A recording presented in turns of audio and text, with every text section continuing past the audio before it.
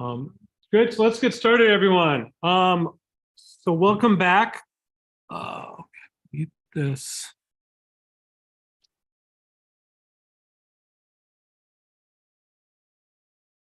So great. So we're going to talk about like linear regression today. So this will be the plan for this will be to show basically how to do linear regression in R, and then explain what it is, and then explain how it is connected to the kind of the statistics part of this class, and how it links forward to things like machine learning, and how you kind of see how the statistical part of what we've looked at is kind of like related to what's commonly done in machine learning. So like things like linear regression is probably one of the single most common tools in machine learning, right?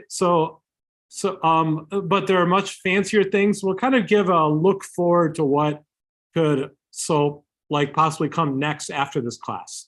So the linear regression is kind of one direction.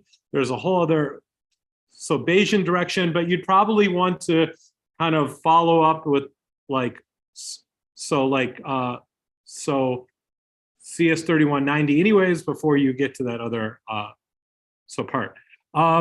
Okay. Before we get going, so the final exam is not going to be in this room. Again, it's going to be on May 1st from 3:30 to 5:30. It's going to be in the BEHS, so the auditorium BEHS, also known as the Tower of Terror. So the good news is that the exam is not actually in the tower, so you don't have to worry about the terror. So it's in this. So I went and walked over there today. If you walk towards the tower, this is from the east side of the library. So coming down, there's kind of a walkway you can go on. You can see it from here. There's a walkway you can walk into the front door. Don't do that. Go down underneath in here. And then once you're down below, you kind of want to go under this bridge here, and you get to this auditorium building, which is not part of the tower, okay? So it's here on the map. You can see that the library is up here. If you walk from this side of the library, you kind of come down, you want to go under here. This is the auditorium. It's a building that's all it is the classroom. There's nothing, I don't think there's anything else in the building except for like bathrooms. Okay. So once you come in, you go in from the side near the tower. So you kind of get close to the Tower of Terror without actually getting in it. And you can go through the doors here. You walk in and you'll see this, you walk in through here and you get into this big auditorium. It has desks that are probably a little bit more cramped than in here, but there are 400 seats. So I think if you spread out and people sit on the edges and the aisles, most people won't be like directly next to someone else. So I think it should be okay. Again, just found out about this at the end of like Monday evening, right? So or was it Tuesday before class? So I just found out about this, but it should be okay. If you come here, it's about a 5-minute walk. So please, the biology department controls this room, and they're having another exam in here at this time. Usually they schedule stuff so differently. So that's where the final is going to be. One other thing I want to say is I again didn't feel like what I was trying to accomplish in the first part of the lecture on Tuesday. I didn't quite hit the right note. Spent a little bit of time trying to make a meta picture that kind of captured what's going on with hypothesis tests and the confidence intervals together. I'm not going to go through all of this together because I kind of did this on Tuesday, but I think this kind of puts it in the same framework a bit better than I did before. A lot of useful stuff is up here, right? So you have your random variables, your realization. This is what you do for confidence intervals, and you translate it into the t-value, and a similar way for the hypothesis testing here. So you can kind of see the differences. If you have questions on this, maybe at the end of this lecture or on Tuesday next week, we can kind of walk through this. So, okay, I also posted, this is also linked directly off here. It should be this picture. So if you're in the lecture for Tuesday, there's this picture right there. It's linked directly off there as well. It'll appear in the scribe notes for today's lecture. So, okay. Homework 7 is out, is officially due on Tuesday next week. So that's the last day I can have something due. If you have questions, you should, try and go to help hours. I'll be available after class. Then quiz 13 opens today after the lecture. If you missed it from what I said Tuesday, quiz 13 will be about class feedback. I will ask you what you'll see. It'll direct you do the class feedback. If 70% of the class completes the class feedback, everyone gets 100. If 85% complete it, then I will also drop a third quiz. Right. So convince your friends to do the class feedback. Okay, great. And any other questions about schedule and stuff? And then we'll do the last lecture. It'll be Tuesday. I'm just gonna try and review all the material for the semester. But if you have specific questions, you can come with those, and then I can try and focus on stuff. Otherwise, I'll just try and cover everything roughly uniformly in time. Yeah.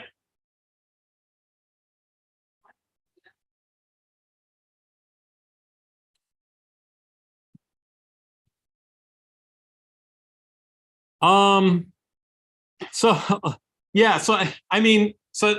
covered that. It covers every topic that we covered in class, and it's 160 because it's 160 points. I kind of won't be able to cover every topic on the actual final.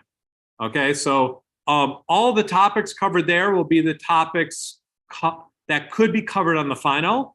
Now, there are different ways to ask questions about topics, right? So I could ask a different type of question about that topic.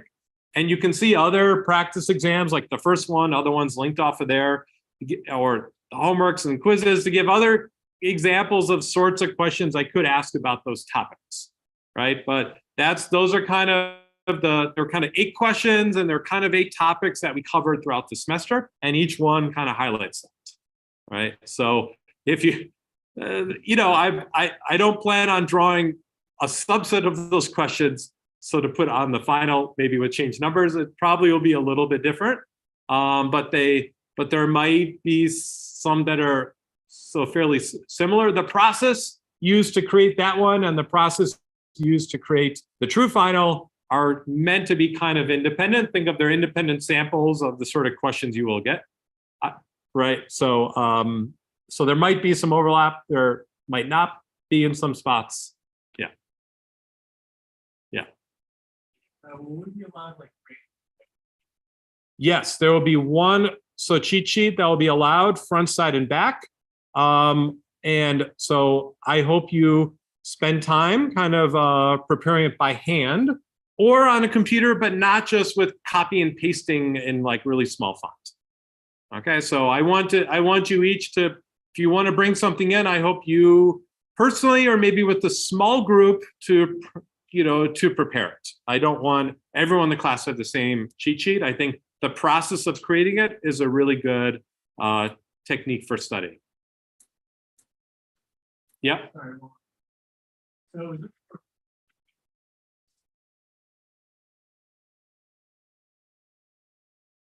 I do not have that in the syllabus, so no, you can, the final's 30% your grade. So if you get a 0, the highest you can get in class is like a 70, right? So it probably will strongly affect your grade, but there's not like you have to get at least, so like 60% of the final. Yeah.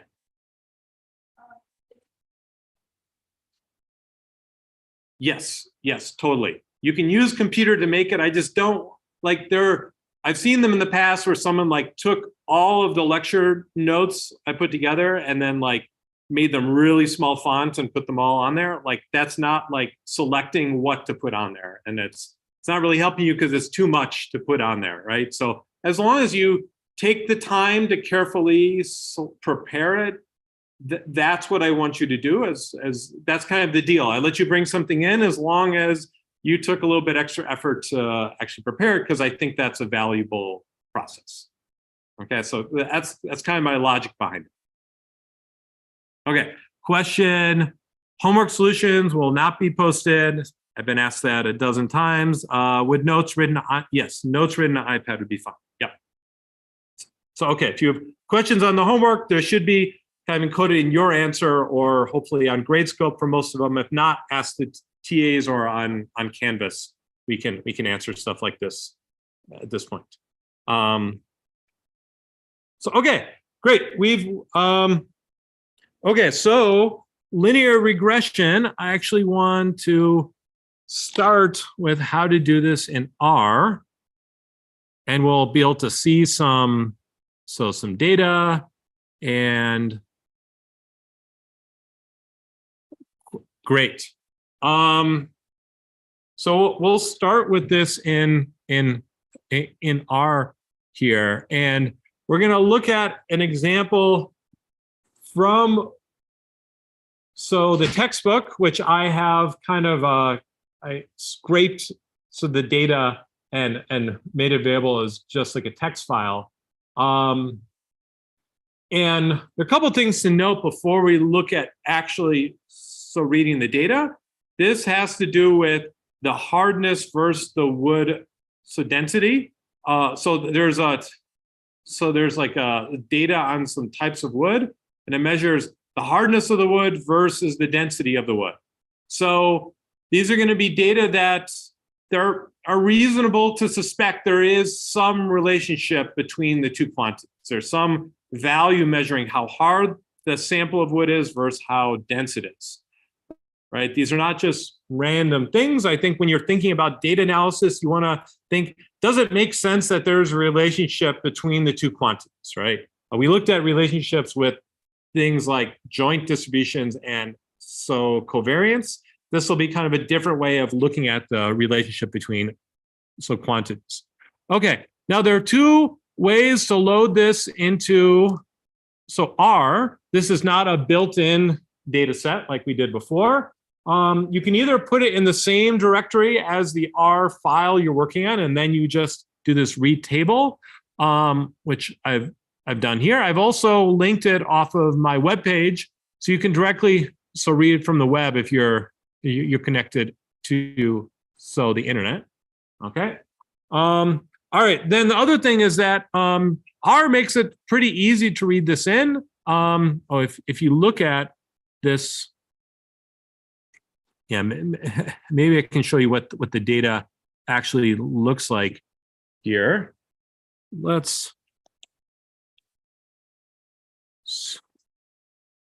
switch here. The data is right here. So it's a table, and the table has it's just a row of numbers that have spaces between them. Okay. And it's got two values, and it's got words at the top of each column. Okay. Okay. So it's pretty. So like the format's pretty simple. Okay. When you load this into R, now I can actually, I can just call this. So I write the name out, and it should. Okay, it will list it. This loads it into what's called like a data frame. Okay, and it knows that when you read this table, it knows that there's a header, right? Those are the words density and hardness at the top. And it knows that those mean something, that I then have two kind of sets of data in the table. And the top word is the label of that data. So the first column captures the density. The second column captures the hardness, each of the samples. Each row in this table now is one observation. It's going to be one piece of the data. Now it's so two-dimensional. We can kind of think of it as two-dimensional. It also has guessed that this data is like a double, and so it has decimals, and this one is an integer. It kind of tries to estimate all of this for you. All I need to do was read table, told it was a table, and it kind of captured into this format, right? You don't, like, I started learning how to do all this in, so like C, and C had like none of this functionality.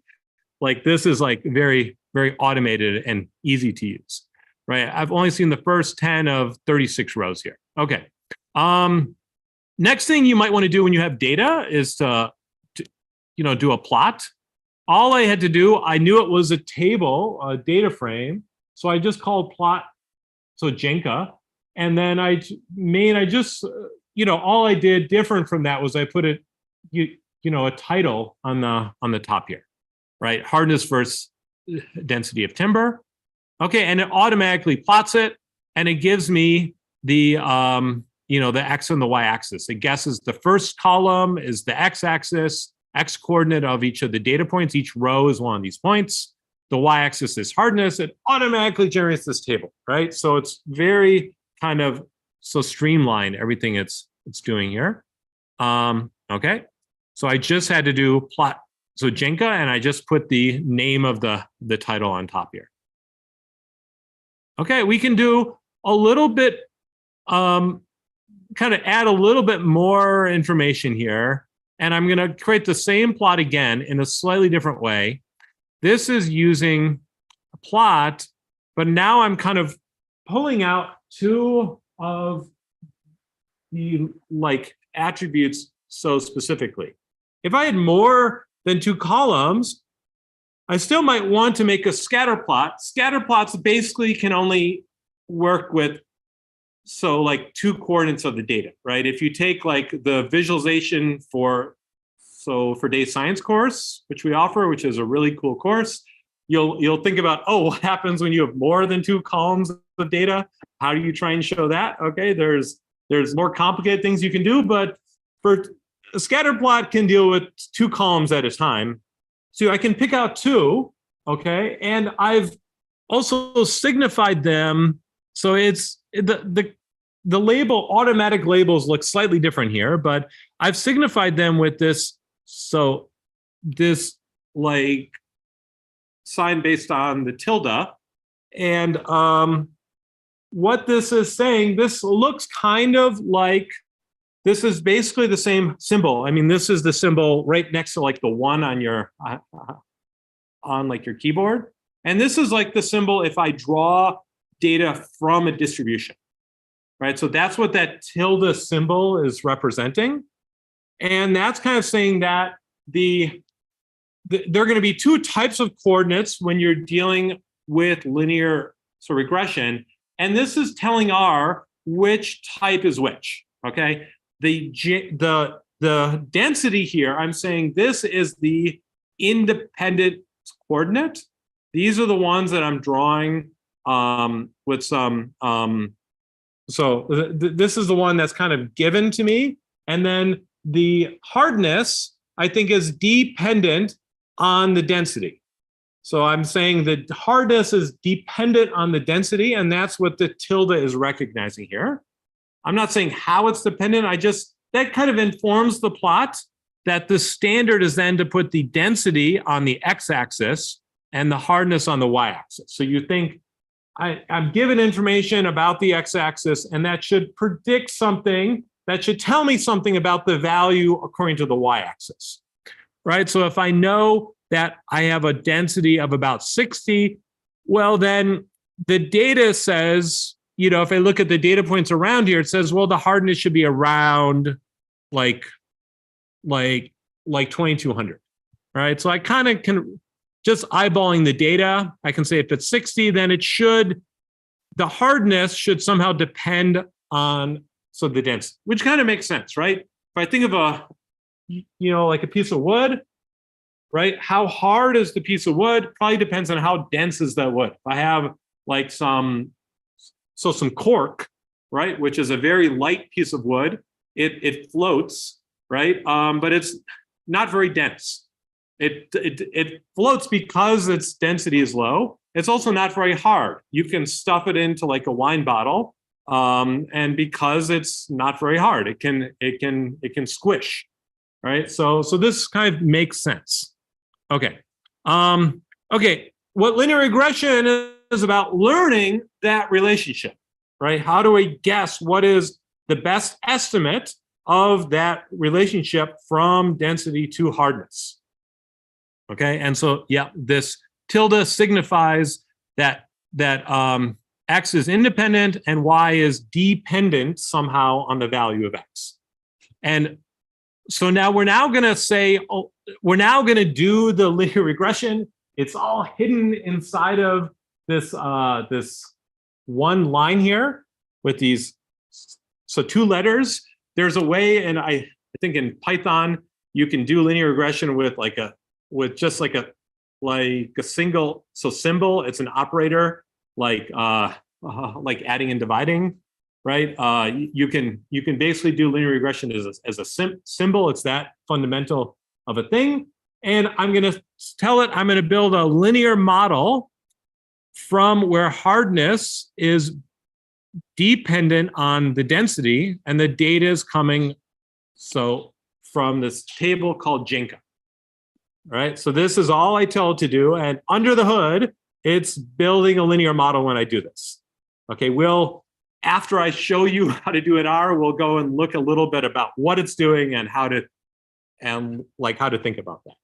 Okay, but it's now built this linear model. Well, it didn't yet. I have to press this green arrow. Okay, that's it. It's built now. Okay, and so yeah, so the first thing you can do is you can look at what did we get out of this model.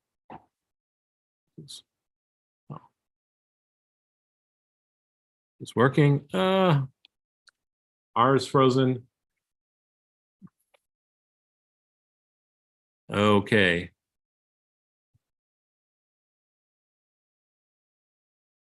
All right, well, not sure what's going on here. Let's try doing it on the keyboard, on the command terminal.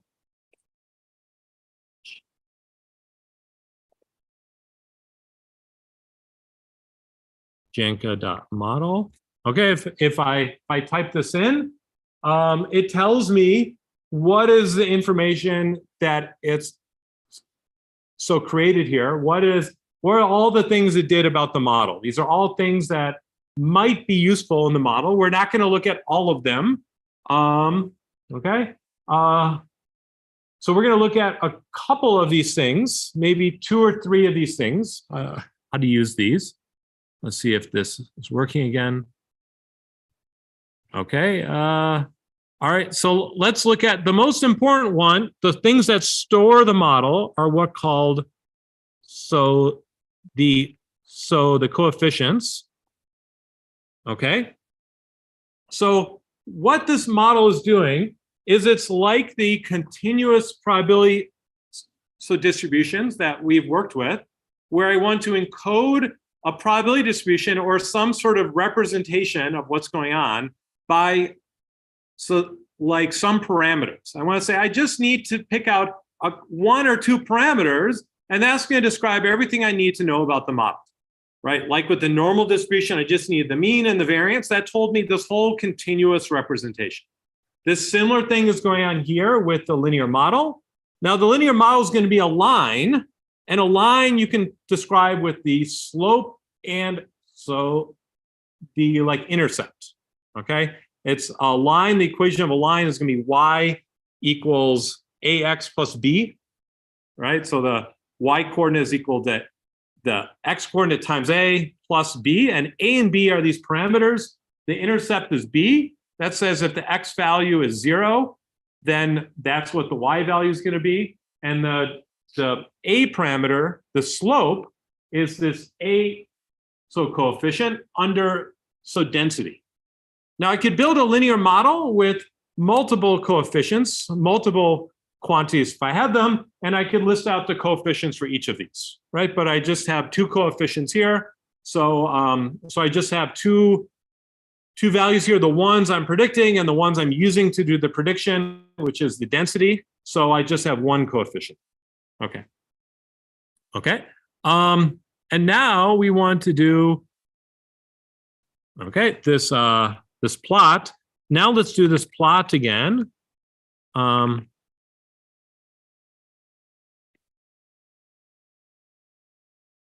Hardness versus density. It's always good to put labels on your plots. You know, it seems maybe silly. I'm typing this out in class, but it's always, you know, if you don't put labels on the plots, then you end up with all these plots without knowing what they're about, right? So, okay, so I'll create this plot again, and now I'm going to add a line onto this, and I use this command called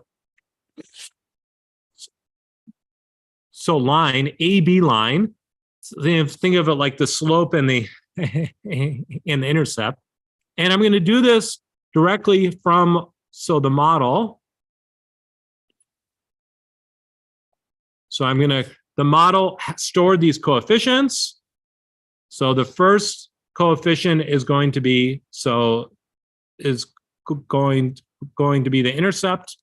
The second, I guess, there they have A is the intercept, B is the slope maybe, but for AB line. The second one is model coefficient. Take the second coefficient, R starts counting at 1. Okay, and the color, and we'll color this red. Okay, okay, great. And this drew a line on top of the plot. This is my linear regression line. Okay, so linear regression is all about, in some sense, finding this linear relationship, this line that best fits the data. Okay. All right, and this AB line kind of is smart enough that I can actually do this in a, in like a simpler way. If I redo the plot without it again, I can just do AB line, and it knows that if I look at the model, I didn't have to type all the other stuff out, right? So I could just say, well, I want to plot the line associated with this linear model. Okay, and it so plots it for me. I didn't need to type out those extra commands. Okay, so it's built in. It knows this is probably what you want to do when you have data. You want to see if there's a linear relationship. What is that linear relationship, and draw it on a plot. They try and make it as simple as possible. There's some things R is good at, some things it's not so good at. This is something it's very easy to do, right? Yeah, so I told you there's this data, there's this supposed relationship between the density and the hardness, and I have 30 some of these values that reports the density and the hardness. We plot them, we kind of see this linear relationship, and if then we fit a line magically that kind of goes through the middle of the data and is a linear line, so it shows like a linear relationship. So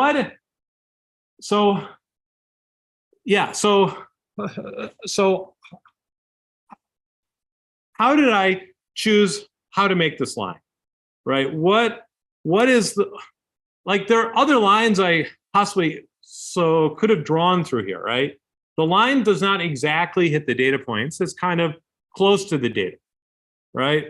What was I in, like, what's your thoughts as a class on like what I was trying to do with this line? Was I trying to, yeah, think of things that we learned in this class. What's a good analogy for thinking of what is this line like representing? Yeah.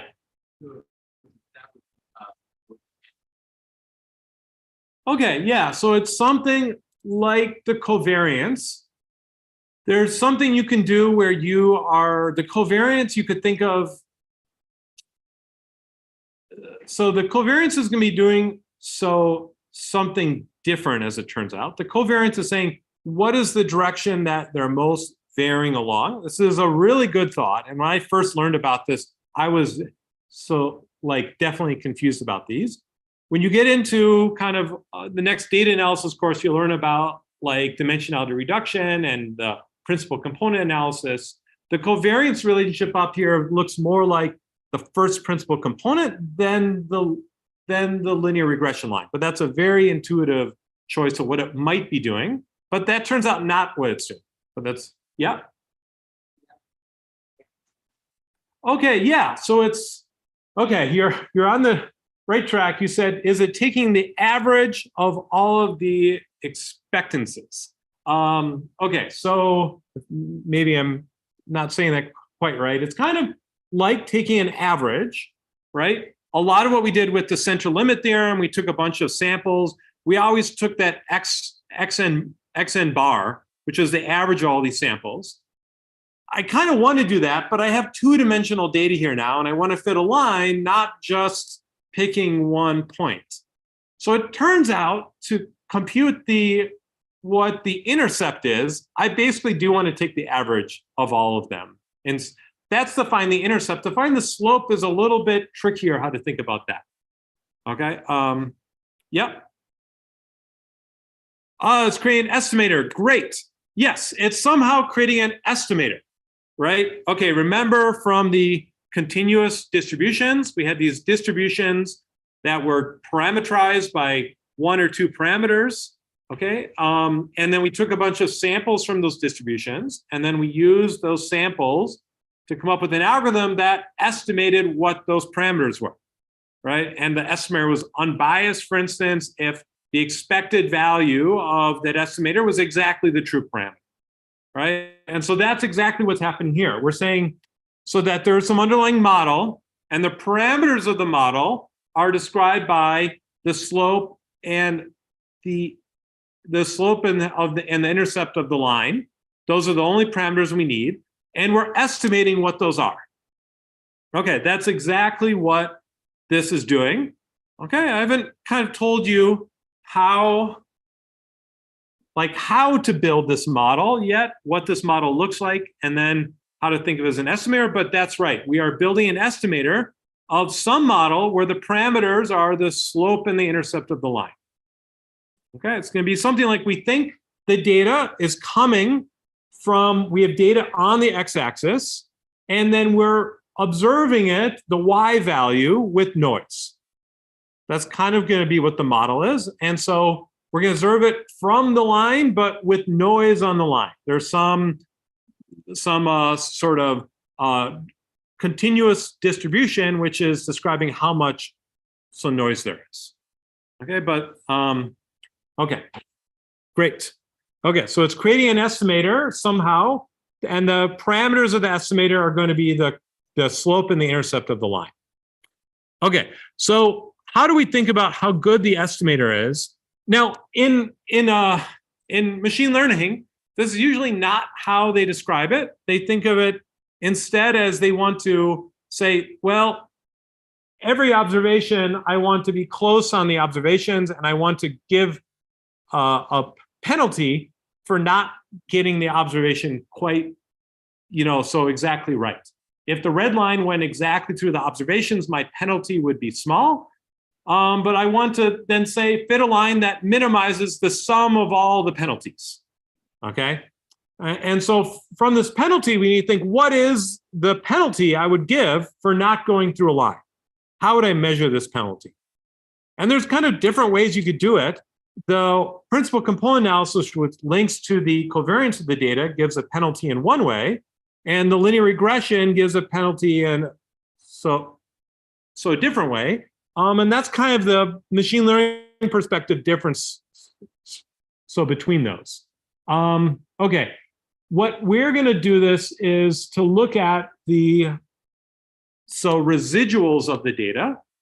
The residual of the data is how much error I had in my prediction. Okay. I think I'm going to say for every data point, I'm going to look at how far off of the line is it. And let me just kind of show the distribution of these, and then we'll talk about what that actually means, how we measure this like residual. Okay. First thing you might do is build a histogram, Jenka models, and one of the other things that this model, when we built it, captured for us were the residuals.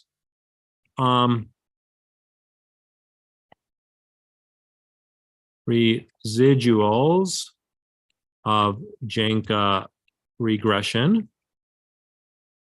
Okay, so this is what the error on all of the data points was, showing it as a histogram. So it's saying, okay, most of them are kind of the error, the amount of how far we were off the line was between -200 and 200.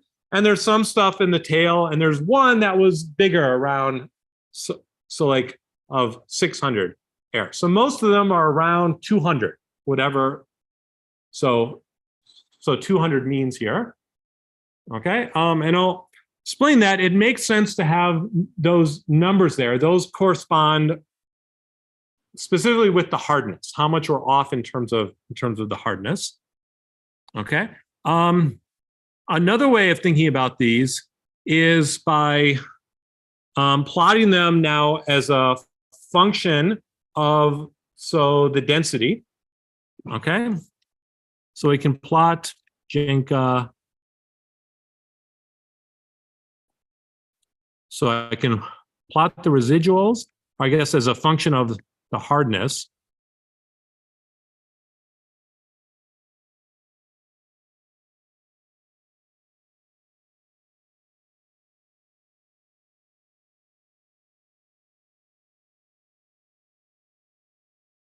Okay. Okay, now I've done this as a scatter plot. So for the hardness, I can plot how big these residuals are as a function of the hardness. Okay, and they're kind of evenly distributed. There's one, the largest residual around 600, kind of up here, was at the very large scale of hardness. So maybe this larger values might have larger error sometimes, but we assume that these values should actually be there should not be. The model that we're using is assuming these are not correlated with the hardness, that these are independent of the choice of hardness here. I could also plot them. These are both in terms of the measurement of the hardness. I could also plot them in terms of the density instead.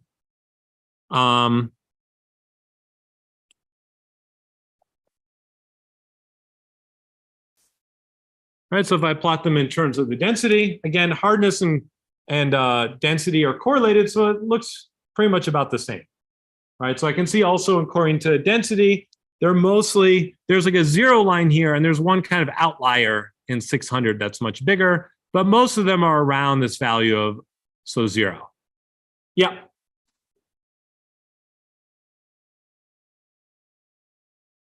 Yeah, so the residual value is how much error we are making in the prediction. I haven't said specifically what it is. I think after the R, I'm going to switch over to the iPad. I'll write some stuff down. I'll draw a picture and analyze it a little bit. But it's kind of for every data point, the residual is how far it is from the line. So that's called the residual. Okay, great. Okay, great. So I just want to show a picture of these residuals. And the machine learning view is I want to find a line that is minimizing these. So residuals, typically you want to minimize the sum of the squared residuals. So it's called least squares regression. And the least squares come from the formula that we're solving is minimizing the sum of the squares of these residuals. And so the red line, there's some formula I'll show you. You calculate that formula, and that gives you the slope and the intercept, which minimize the squares of these residuals. Okay, the squares is nice because some residuals are so negative. If the point is above the line, it has error in one direction. If it's below the line, it has error in the other direction. And so we kind of want the residuals to be bounced around zero.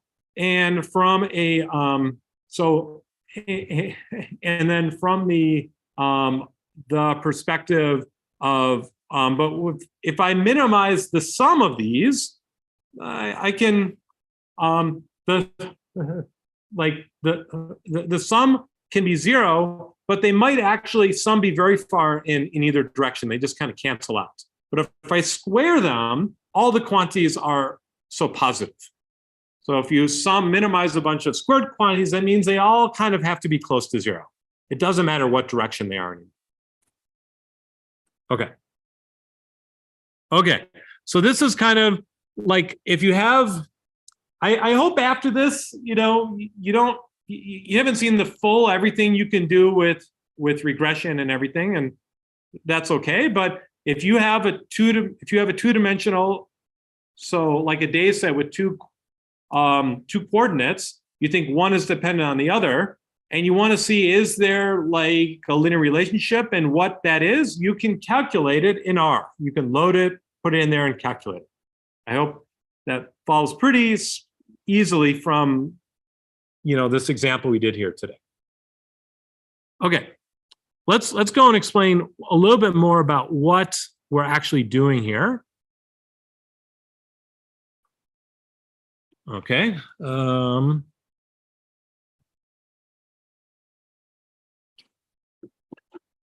right. So regression. Okay, and so we'll think about generically having data that has an x coordinate and so a y coordinate. We're thinking somehow the y coordinate is dependent on the x coordinate. Okay, and we're going to get a bunch of these points, and each of them, this one might be x1, so y1. I can think of it now. I'm plotting it. I'm giving its, so it's x value. This is the value x1, right? And this is the value y1, right? So if the coordinate, just to be crystal clear what it means by the coordinate, and I'm going to get a bunch of, I just have a list of these points. The order does not matter, just like I have random sample as a bunch of kind of observations from from like a distribution, okay? And now my goal again is to fit a line through these points, okay? And we can write the equation of a line. The line might be ax plus b, okay? Right, so that means that if I took the x value and I multiply it by a, and I added b to it, so b is where if I hit, so 0, right? If it goes down here, this point right here, this is y equals ax plus 0, plus b, where I actually have the x value is actually 0, so this is equals b. Okay, so the where it hits the y-axis is the value b, and then the a tells me as I'm increasing 1 unit in the x-axis, how far up in the y-axis do I go? Okay, so that's the equation of a line. Okay, and now I said that there's some sort of model here, right? The model. So in order to use our ability of probability, like what we learned from probability and statistics, is this is actual data. These are realizations of some process.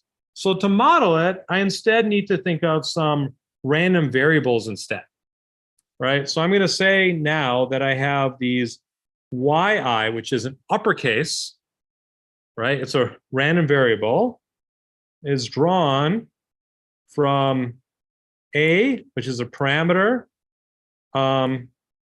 So xi, xi is not random here. So a little bit confusing. X is not random. Plus b, which is another parameter, plus some, so ui, which is random, is a random variable. Okay, so often we'll assume ui is going to be drawn from a normal distribution with mean 0, so it's unbiased, and some standard deviation. It turns out the standard deviations drawn from will not matter in the solution to which line is so optimal. So it's gonna determine how much error we have in our estimator, but it's not going to determine what is the best line. Okay, so just like if we were to estimate the mean of a distribution of points, we don't need to know what the variance is. It's still the optimal, the unbiased estimator of the mean is still going to be the average of all the x coordinates. I didn't need to know the variance in order to do that. The same thing is going to be true here. I'm going to assume it comes from a normal distribution. I'm going to assume that it's unbiased. The noise does not have any bias in it. So that means it's a 0. It's a normal distribution with error that's, so on average, it moves it by 0. And how much it moves it is determined by the variance, but that I'm not going to need to pay attention to what this is. So sometimes they might replace this with a different distribution, and maybe if you have enough of them by central limit theorem, it eventually looks normal, right? The average of them does, but we'll say it's actually normal in here. Okay, so this is the model, and what is this saying? Okay, this is saying that I have some value, right? So I'm given some value xi here, okay? This is not random. So if I'm given a value xi, I'm going to then generate a random variable yi, which is my observation. Okay, the observation again is the yi, which is, I mean, it's going to be the realization of this random variable, but that's the observation here. It actually corresponds with this value on the y-axis, right? Okay, so I'm going to get that observation, but to do that, there are 3 things that I add together. There's the AXI, there's the B, and then there's the UI. Okay, so the first thing I'm going to do is I'm going to take the AX plus B, and that's going to take the X value and map it onto this line. This is equal to AX plus B. I'm not sure if this is the right line, but I'm saying for, yeah, our model, we'll assume I've drawn the center of our model with the correct A and B, and it's taking it onto this line, and then it's adding on, so UI. Okay, so when I add on UI, what's happening? It's moving off the line. Okay, and where is it moving off the line? It's moving off here, right? So in particular, this UI is moving here. This is the moving off the line here. Okay, now I want to point out something particular about the type of residuals we care about. When I'm adding this to the estimate for y, it's moving only in the up and down direction. You could think of residuals. There's a different way to think of the residuals, where I could think of as this direction, right? If I looked at this point here and I found the closest point on the line is actually there, not coming straight down, just in the y direction. Okay, so that's the closest point in the line, and the way we're moving the residual just in the y direction are different ways of thinking about what line to fit. And the covariance way of thinking about it is the one where you map the closest point on the line. And this corresponds with principal component analysis. In order for this to make sense, your coordinates need to match, though. Linear regression does not need that. The units of the hardness and the density weren't the same units. And that kind of is a problem if I'm doing this sort of comparison, where I'm mapping the closest distance on the line. But if I'm moving straight up and down, the units are exactly the units of the y coordinates, which was just the hardness. So everything is fine here. I don't need to worry so much about that. Okay. Okay, so this is what the residual is. This difference, so residual is going to be equal to a xi plus b minus yi. Okay. Sometimes you subtract, you do yi minus that. As long as you're consistent, it's fine. Okay, so I'm saying this is the prediction on the line where, given that x value, where I predict on the line, and then this is where I actually observed it.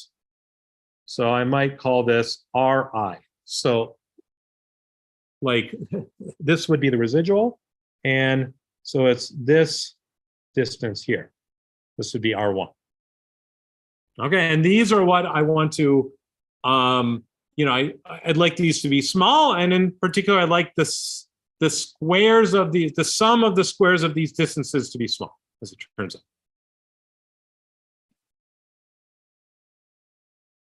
Right, okay.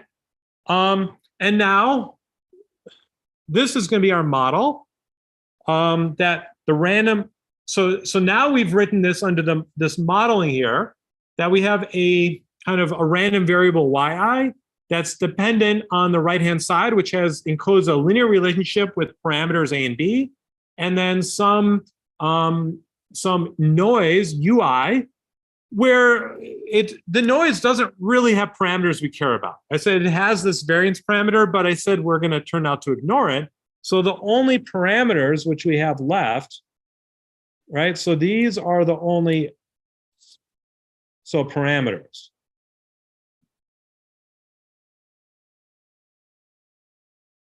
So of the model, I want to now estimate those two parameters, A and B, from a bunch of random variables. And typically, we had just kind of taken the average and then maybe did a little bit of algebra. This is a little trickier than that. It turns out to estimate, as I mentioned, the B parameter, I basically will take an average, but the slope is trickier. You can imagine, so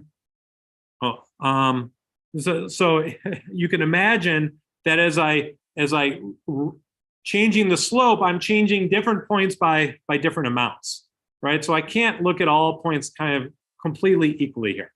Okay, there's a question on chat, and isn't Ri just negative ui? Okay, why is Ri not negative ui?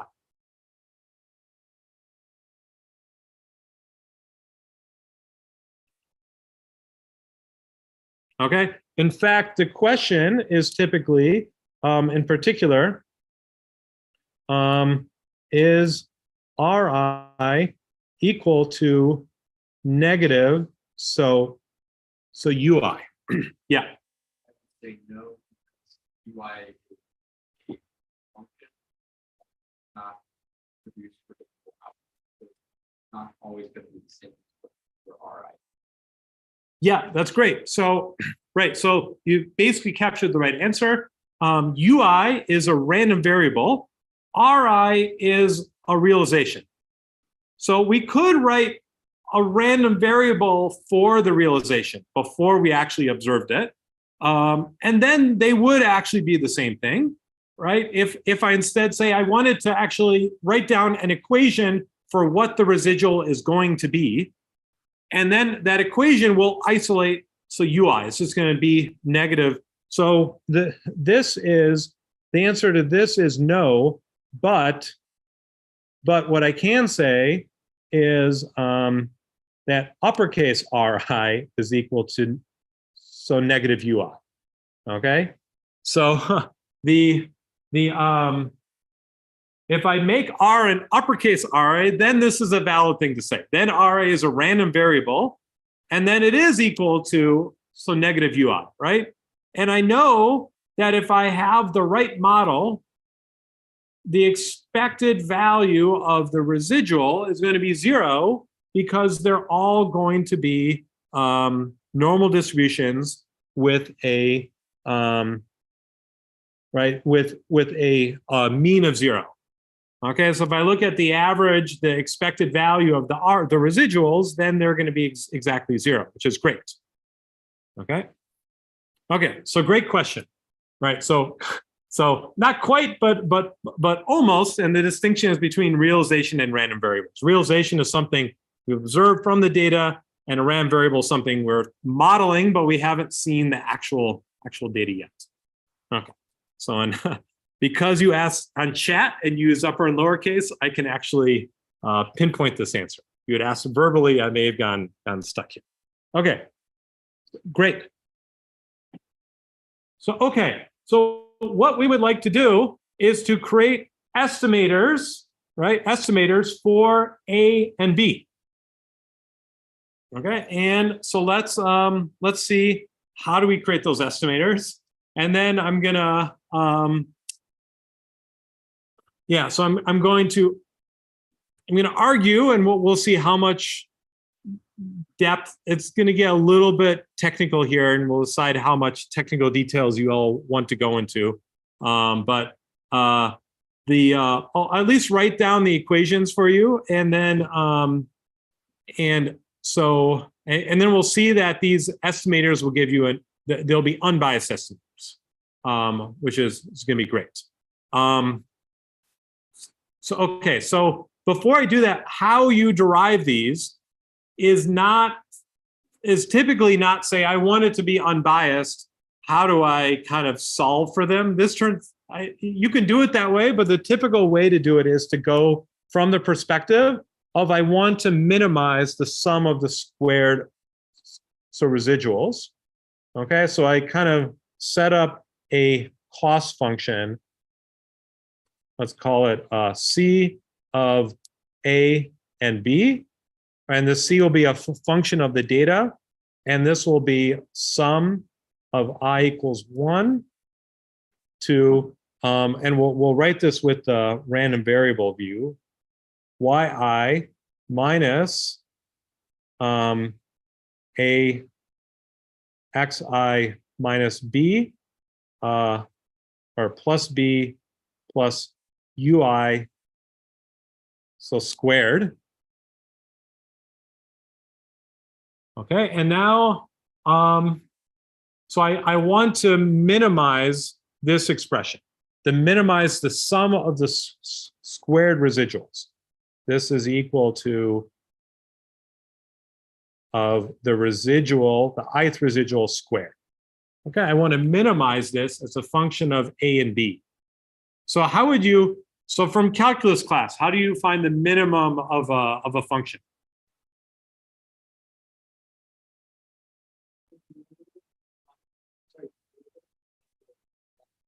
Yeah, right. Right. So I'm going to take the derivative of the function, and then I'm going to find the critical values, which is where the derivative is equal to 0. Right. So I'm going to say that I want to find D, C, A, B. So dA, right? I want to set this equal to 0.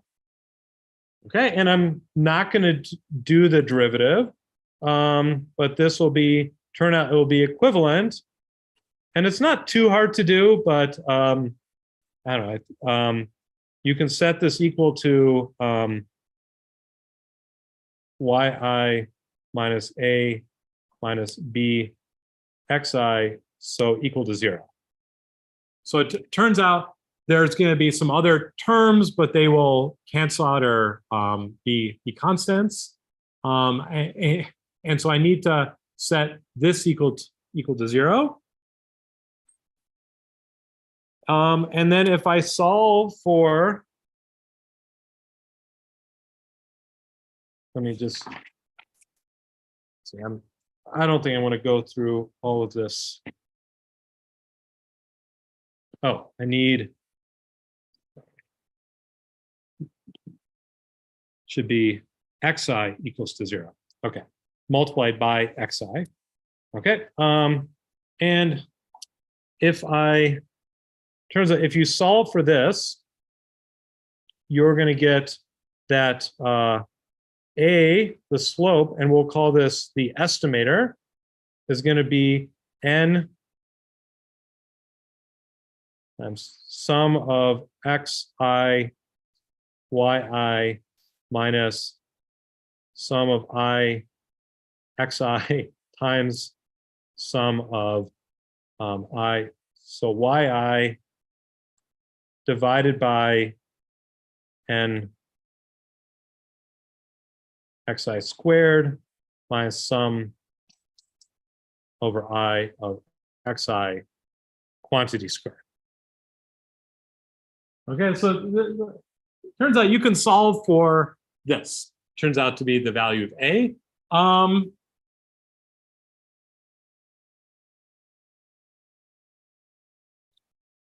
So that, I mean, this should kind of, well, let's say if I divided by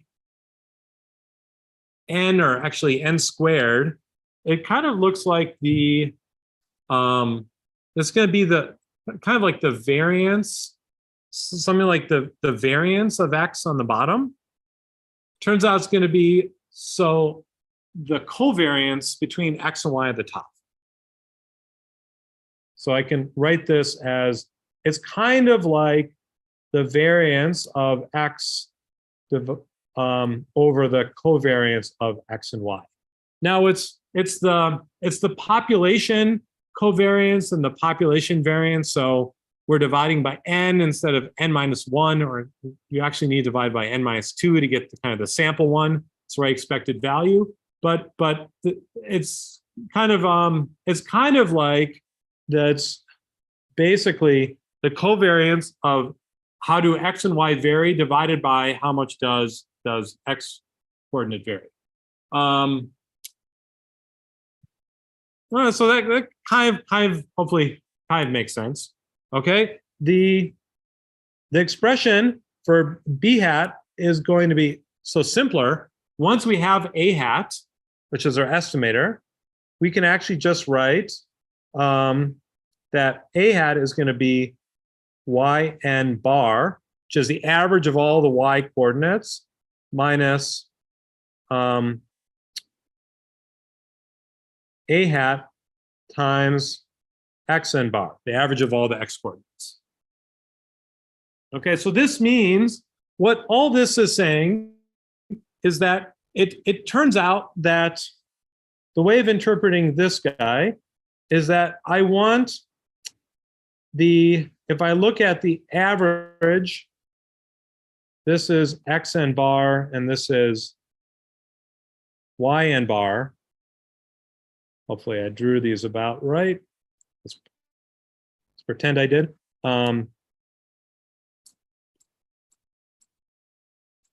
Xn bar, okay? That there's this point, which is the average of the x coordinates and average of the y coordinates, and the line should go through there.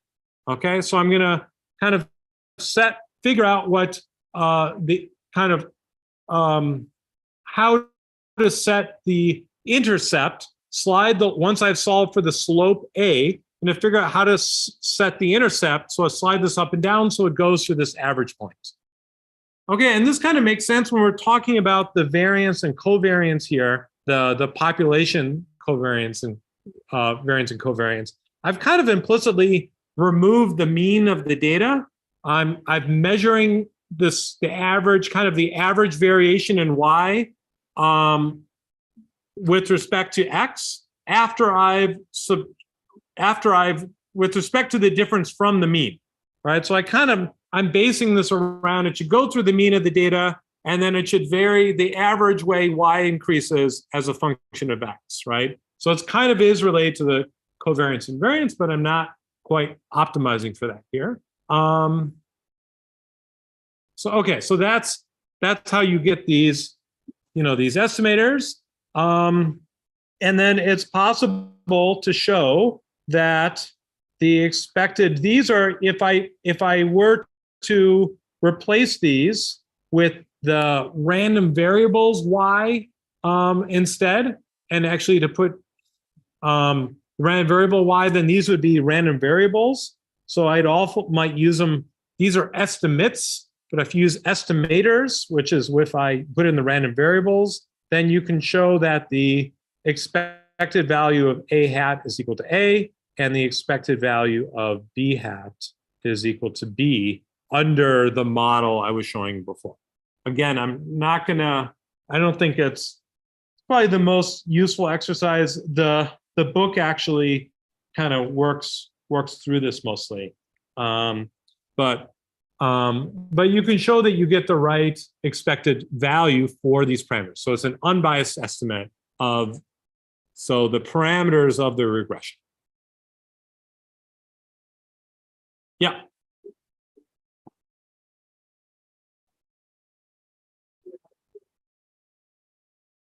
Yeah, there's nothing like yeah, so the question is there like a table, or does it actually calculate this? Yeah, so it'll actually calculate this.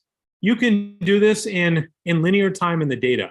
This expression for one slope parameter in linear time in the data. So it's not too complicated. It's some constant times amount of time to read the data. So it's not too bad, right? If you look at this term is a sum over X times Y, but each Xi is paired with Yi, right? So this is one scan through the data. This is just the sum of the X values. This is just the sum of the Y values.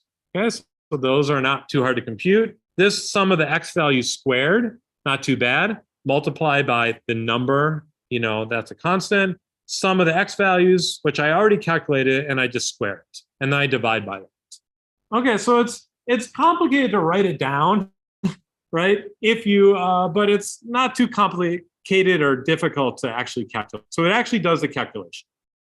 Okay, if you want to fit a linear regression over multiple random variables, then it requires some linear algebra. You end up writing this as matrix equations, and this denominator, you have matrices you need to divide one matrix by the other, and that means you do a matrix inverse. And the matrix inverse is a little bit trickier, and so that's kind of the pain point for doing this for multiple independent variables.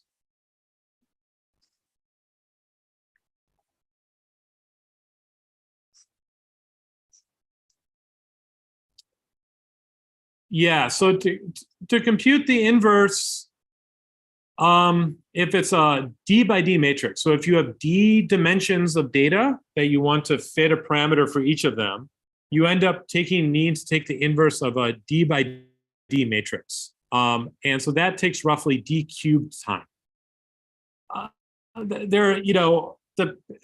Depending on and it's not an algorithm like sorting that is, okay, these are all algorithms. I add stuff up and I divide. These are all kind of operations we assume are exact. Solving the inverse is like a numerical operation. I iteratively refine it, basically. So it's kind of like, you can make an argument it's n cubed time, but it's how it's typically solved is through this iterative refinement process. So you solve it effectively one digit of precision at a time until you get enough digits you care about. Which of these are random variables and so realizations in here? Okay, I kind of jumped in between these. Let me kind of rewrite in bold blue, which are random variables. Yi is a random variable, and that's, so yeah, so there are two ways of thinking about this, right? If I use the lower cases, then this is the actual algorithm I do on the data I have in order to do the calculation. If I want to talk about the expected value, I need it to be a random variable. And then I say that this is a random variable, this is a random variable, this is a random variable, okay? Where the x is actually given to me, is taken as a constant on input, right? And then the y and bar is a random variable here also. But the x and bar, again, those are all constants on input, and so it's not a random quantity. And I guess a hat, I guess for estimators, we still use lowercase. Okay, so that's also a random variable. And then that would make b hat a random variable. Okay, so if I want to analyze it, I need to think of these as random variables, think about the expectation. If I want to just compute it, then I run that algorithm on the realization, and they're actual numbers, constants that that is given to me. Right. So cool. So okay. Yeah. So what else do I want to say about this? So yeah. So what we have. So yeah. What's it?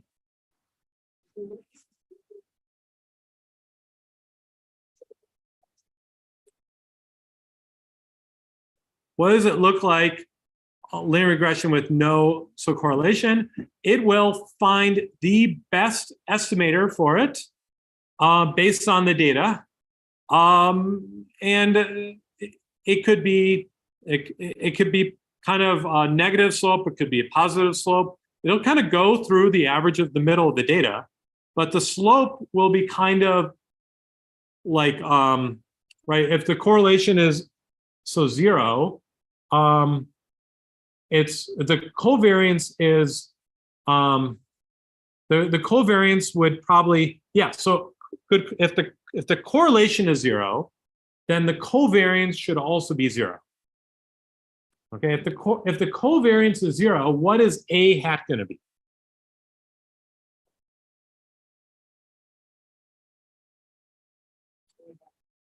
A hat's going to be 0. So what does the equation of the line look like if a hat is 0?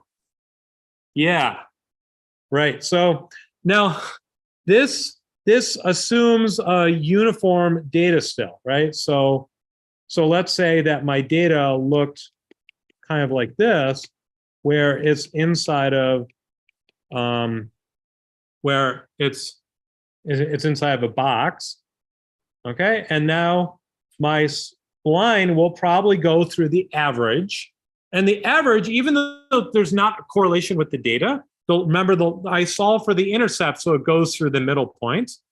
And then I have, so my line, this equation is going to be y equals ax plus b, and we're going to set a is equal to 0. So y will just be equal to b, and that will go through here. So this will be my equation for the line. That's what we would expect. In practice, the samples are a bit noisy and it will probably be off by some amount. Yeah, so okay. So we learned about, in the statistics part of the course, the first lecture we kind of overviewed all statistics or the basics, and then we learned about estimators. And then we spent like 3 or 4 weeks talking about confidence intervals and hypothesis testing, right? But this basically, linear regression basically stopped at like estimators. Okay, there is fields that are kind of for people more inclined to like statistics side of things, would like to take linear regression and other forms of regression, which turn out to be more interesting, and try and put some confidence intervals or do hypothesis testing. Is this a good fit about this line? How much uncertainty do we have? Well, the sum of the squared errors is kind of like the variance. So you could think of just figuring out what is the T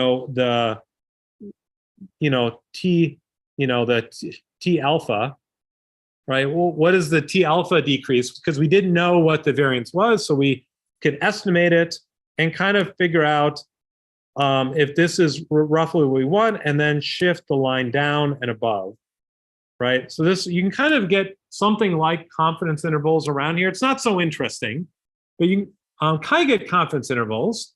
It's a little bit deceiving because we don't really have confidence outside where we have data, where the X values are, right? If you go back to, well, the hardness example wasn't great, but like here, if this was something like the relationship between, say, the age of someone and their weight, or like the age of like an animal and the weight of an animal as it's like developing, then when we get to a negative value of an age of 0, its weight here is so like negative, right? Which maybe doesn't actually make sense here. Maybe this is the fit from age 1 through 7 or something, but we didn't really get data going all the way down to 0. And so maybe it doesn't make sense outside of here. Or what if the age was negative? Does the weight really make sense going negative? So we really only get, you shouldn't use this outside of the range where you have data, is one thing. Okay, so you can think about this and trying to kind of restrict it to where you have data. And in 1D, this makes sense. In this 1D problem, you can do it. The last thing I want to say is in machine learning, they will typically, it's not common to try and put confidence intervals or do things like hypothesis tests on the output of a machine learning algorithm. You basically output the model, which is like this red line, and you say, okay, here's my prediction, right? I'm predicting this is the value, right? And or I'm predicting this is a good outcome or this is a bad outcome. But putting actual confidence around those things becomes more complicated and is typically not done. And most of the simple attempts to do it people have shown on data that they don't work that well even, right? Sometimes if you're training a neural network and you have like a sigmoid function at the end to try and predict the outcome, it's trying mapping to something that looks like a probability. Sometimes they'll call it a probability that I'm predicting something, that's the probability, I think it is that. So if it's close to 1, I'm pretty confident.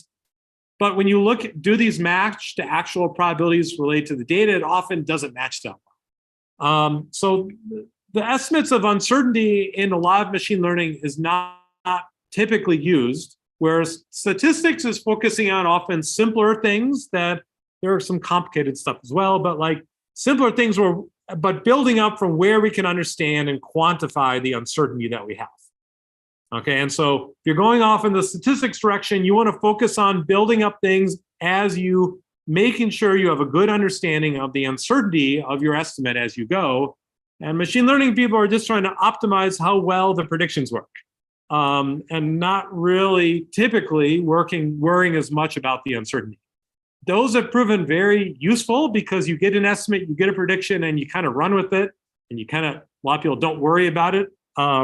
And you probably should worry about it.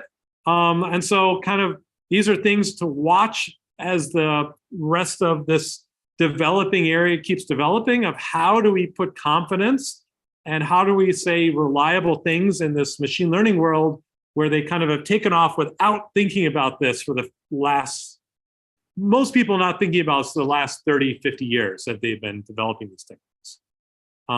Okay, great. We'll have one more lecture So on Tuesday, that will be a review of the semester. Don't forget to take quiz 13, which is actually the class feedback.